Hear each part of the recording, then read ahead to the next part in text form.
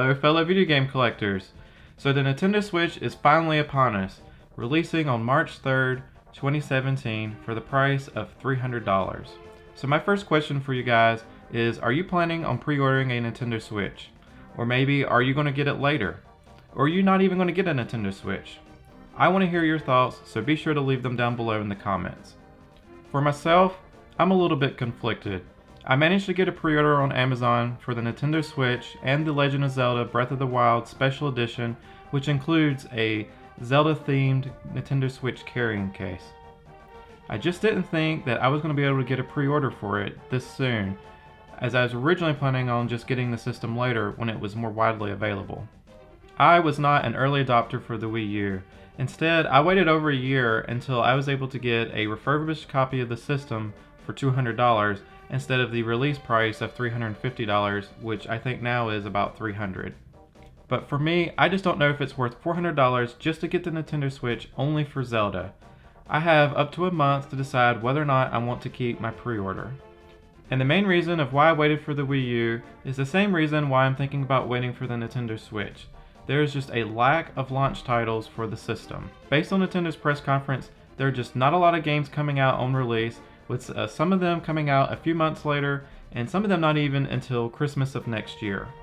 It's for this reason that I didn't get a Wii U at launch, because I waited until there were a lot of good games out, like Smash Brothers and Mario Kart.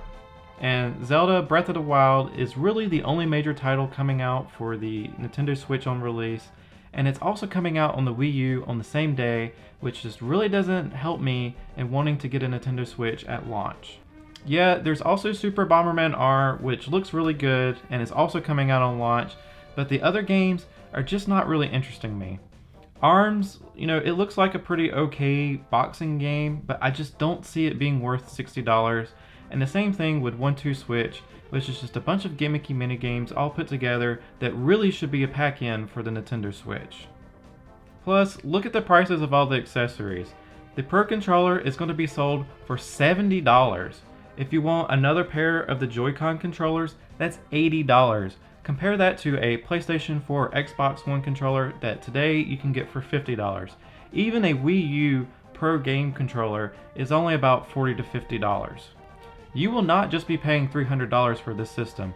You're going to be nickeled and dimed to death on all of these accessories that you're going to actually need to get if you want to have more than 2 people playing your Nintendo Switch together. And then Nintendo wants to start charging for their online services, which, depending on the price, I might actually be okay with, because if you have been a user of the Nintendo 3DS or the Wii U in the past years, you know that Nintendo's online services could really use some improvements, and the only way that they're probably going to get that is if people pay up money for it. But however, some of the things that they have listed for these online services are just a bit ridiculous. From what I understand from the details that they've posted on the Nintendo website, and I'm sure that they will clarify this later, the voice chat that they're going to have is just going to be a mobile device app. Why? I mean, why use their mobile device when you have Skype, Google Hangouts, or even Xbox Live? Let me tell you how I currently do voice chat on Wii U. I sit down, I have 2 earbuds in both ears that I connect to the gamepad, and then on top of that, I put my Xbox One headset on top of that. And me and my friend, whenever we play Smash Brothers or Mario Kart or whatever, we use Xbox Live to talk to each other, because as it is on the Wii U right now, the only time that you can talk to each other in some of these games is between matches, and what's the point of that? And then there's this thing where you get a free virtual console game per month, but based off of what they've put on their website, it sounds a bit misleading.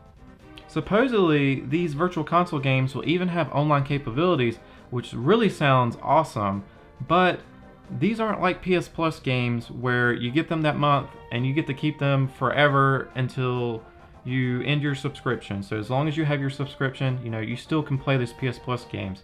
Instead, it sounds like Nintendo just wants to do like this weird rental system. So you get the game for the month, and once that month's over, if you want to keep playing it, guess what? Now you have to buy it. Why?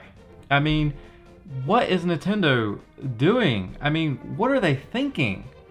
So you can see how conflicted I am about the Nintendo Switch, and just whether or not I plan on keeping my pre-order or not, I have no idea. It's up in the air. I've got a month to figure it out, so I really want to hear what you guys have to say about this. So this is my 2 cents about the Nintendo Switch. Be sure to give the video a thumbs up, as that always helps me out, and make sure you leave a comment down below. Tell me what your thoughts are about the Nintendo Switch. Are you going to get one? Are you not going to get one? How do you feel about the things that we learned about the Nintendo Switch at the press conference? And if you're new to the channel, then be sure to subscribe. And remember, you gotta get the power up to beat the game.